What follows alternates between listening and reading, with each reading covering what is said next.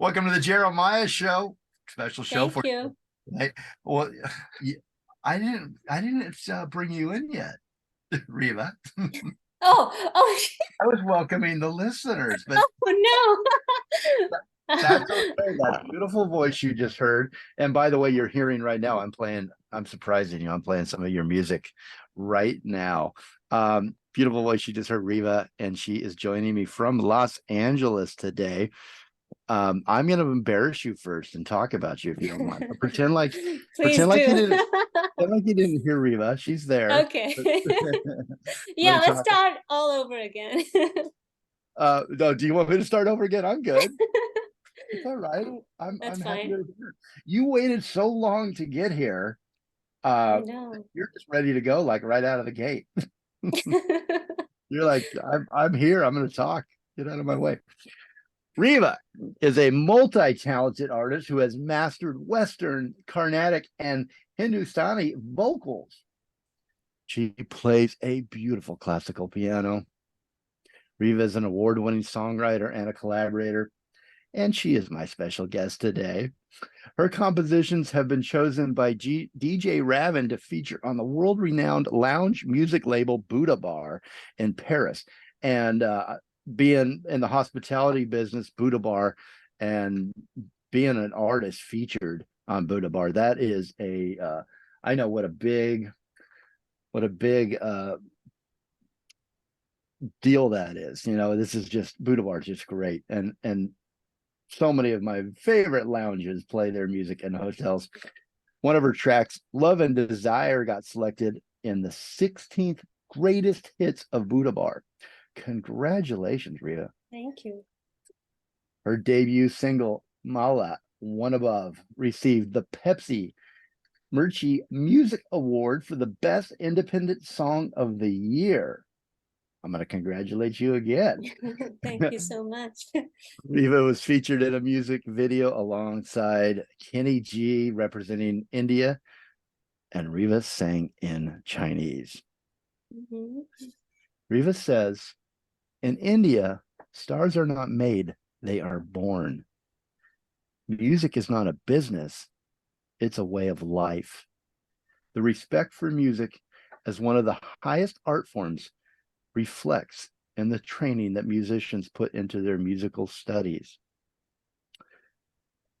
As most connections these days are made, I guess, among strangers at first, Reva and I were first introduced to each other over Instagram. I watched Reva's reels and her musical performances come through my stream, and I knew she had to come on the show. This was back in August. I actually looked this up before this interview. I went back to August when we first made contact with each other over instant messaging. And it's now Thanksgiving. It's nearly 5 months later. That's how long I've been trying to get Reva on the show. Thank you for having me. It's such a pleasure. Well, first of all, you probably didn't believe it was ever going to happen because of my fault, scheduling snafus. But no, I wanted you on as soon as I started seeing I think I was aware of your music months before, and I don't know how that happened, but I just saw streams. I saw you come through and listen to your music and watched your reels, and just incredible. So I reached out. Thank you. It's been a long time planning for this interview. I feel like I've kind of been around the world and back. I guess I have been. We've been circling the sun a little bit. I'm so happy that we've finally connected. It's another example to me how we're all connected through music, ultimately. I wanted to go back, Reva. Welcome to the show. Officially. Thank you so much. You've been welcomed 5 times now already. This is the greatest feeling. I like it. It's like one of those long goodbyes. I have the long hellos. I flip it. I welcome you over and over and over. So yeah, it is great to have you. I thought you were in a different country. It's kind of a funny little story. We were going back and forth on time, and I kept overemphasizing the time today to do the interview, and I kind of sensed in the emails going back and forth that she thought I was crazy. Like, You're like, what's the time there? Like, it's like you're like, in Santa Barbara. Like, yeah, is it a different time zone? yeah, we're an hour away, but I thought she was like 12 hours ahead or I something. So know, I know. I should have specified. no, that's all right. It was a pleasant surprise. So she's in Los Angeles, not too far Yes. away. I want to go back to that quote that in India stars are not made, they are born. I love this. Music is not a business, it's a Hmm. way of life. And then the Yeah. respect for the music is one of the highest art forms, reflects in the training that the musicians put into their musical studies. So, Riva, can you describe this deep respect that India has for music, and why is it regarded as one of the highest art forms, not in India, only in India, but to you? I mean, for me, I feel like music has always been such a beautiful part of the world. You know, it's almost like an untouched sanctuary for people to escape to. And it's like an ever ready and ever present force in so many lives. And, you know, I feel incredibly grateful that I was born in a musical family, and my parents are classical singers, and my father sings for Bollywood movies, and my grandfather was a classical singer as well. So I grew up literally like listening to music all day long, and music was like an extra language in our household, like when we all spoke. And there were more instruments in our house than people, I would say. So yeah, I feel like Indian music is so rich and in heritage, and there's so many different aspects of it. There's like North Indian music and then South Indian music, and every kind of every genre is like different. And it's Did just you? incredible how people sorry. No, go ahead. You can finish your sentence. No, I'm saying it's just incredible how people can, you know, relate to various genres. Like I learned South Indian and North Indian both, because and I have like a strong background of both, but they're so different. Like I can never combine them because they're so beautiful in their own way. So yeah. Well, that was going to be my question when you mentioned the difference in music in the North and in the South. Can you tell me what those differences are? And you're saying you can't combine them. So they must be really strong forms on their own. Can you describe for someone who might not know what that's like, what those two different versions are like from It's like, yeah, I mean, it's just a different way of singing it. And the South Indian, like Carnatic music, emphasizes more on the rhythm patterns. Like you always have to keep a rhythm and sing it. And whereas the North Indian music is more improvisations. Hmm. So it's kind of more laid back, and you can improvise. But the Carnatic music has to be like a specific set of notes. Um, so In the instruments and in the vocals? It has to yeah, be. that's correct. Uh-huh. Yeah. But and then, so the North, would it be in a way comparable to jazz where you get to improvise more? Or is that the wrong analogy or the wrong comparison? Yeah, no, not to jazz, but Well, you you know how just jazz they yeah, I improvise a would lot say so. Yeah, in the music. yeah, Um, yeah. and where does the music come from in the North? What's the background behind the music and the history? Is there a reason for that discipline and that type of music? Or is that just the way it's always been? It's just the way it's always been. I mean, that's what we were taught. So yeah. So how did you learn both, and why did you learn? Were you just consumed with all things music when you were young? And why did you learn the North and why did you learn the South? Is that typical that you've learned both sides or both musical It styles? was it was my father's decision to, you know, get me started with Carnatic lessons at an early age, and as well as like North Indian music. I mean, my parents sing North Indian music. They don't sing South Indian. So they wanted me to learn something they don't know. and that's how I got introduced to it. And I was just so fond of it, and I just kept singing and learning and enjoying my journey.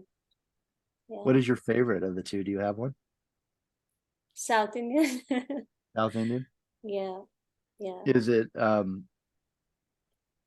hard? Like, what are the disciplines in vocals for you in South Indian music? What are some of the qualifications that you would need as a vocalist?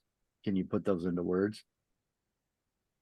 Not exactly into words. I mean, it's difficult to describe it, but I was hoping maybe it's, you'd sing for me. yeah, I would. Mhm.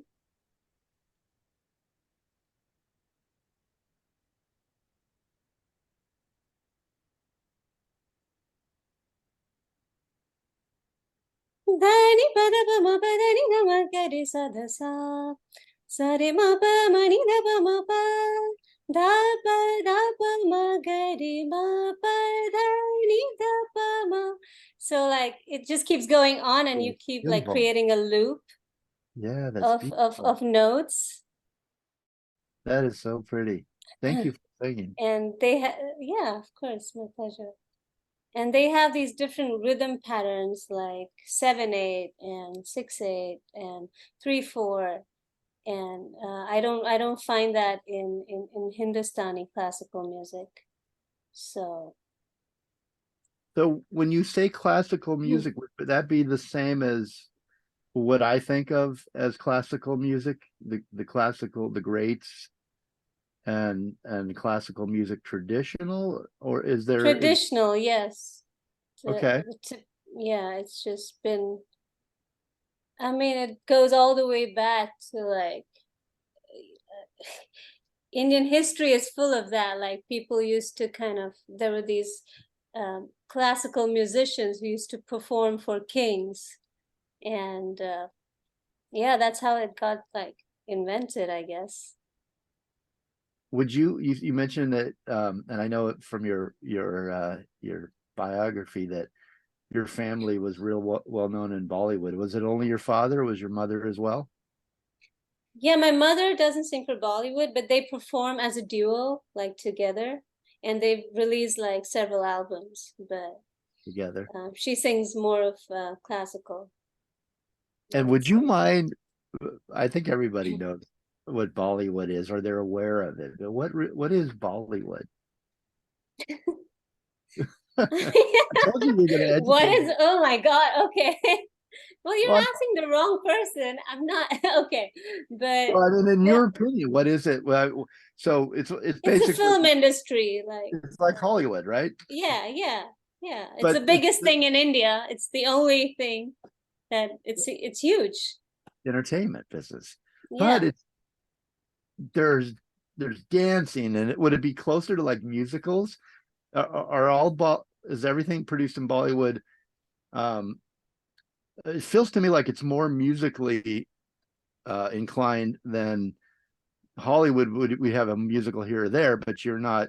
It feels like Bollywood's like color and music and passion, storytelling, but those Yeah. ingredients are all part of it, right? Are they a part of every film that comes out of Bollywood, or is that? Yeah, yeah. Every film, Yeah. every single film, yes. Yeah.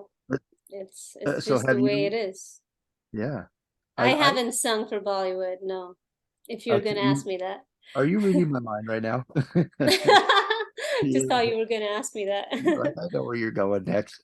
Um, so it's fascinating that your parents wanted you to take. They were very established, and they are very established, right? But they wanted Right. you to push you a little bit further, and why was that? Have they ever told you why they wanted you to expand? And was it more than just learning North India music and South classical piano?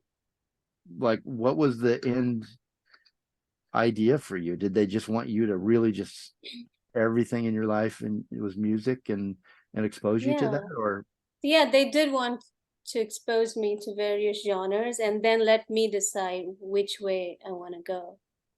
Which So way are they you gave me a going? lot of freedom. And like I always wanted to tell stories through my music. And just one country wasn't enough for me.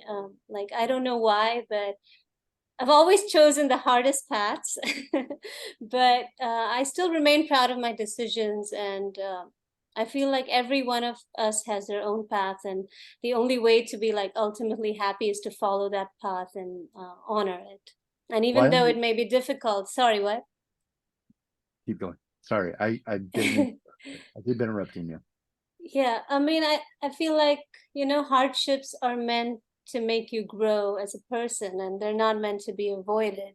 And I wanted to explore myself and my music, and I always wanted to be a world-renowned artist and strive to be better each day and figure out who I was as an individual and what I really stood for. So, like, my journey took me all across the globe, like collaborating extensively with artists from Paris and London and Spain and Los Angeles now. And yeah, I'm just kind of, I want to search for my star until I find it. That's beautiful. Yeah. What would the easy path have been for you? To sing in Bollywood. And probably be very Because successful, right? yeah, So you, probably, yeah. so you looked at that, you examined that, and then you looked at your heart and you said, "What I want to go the harder route." Is has that Yeah. have you always looked at the path before you that was visible and then said, "That one I can do. I know I can do that one, so that's not going to challenge me." What this one over here, that will challenge. Have you always been that way? And do you know why that you choose the harder path? I just follow my heart. I mean, that's what I believe in. I've always like been all about following your heart and doing what feels right as a musician and as an artist. And I just felt like um, it wasn't the right place for me to be. I had to be out in the world, somewhere else, doing something else, and I didn't know what it was. But I feel like, life is a crazy ride and nothing is guaranteed. But if you don't risk anything, you risk even more.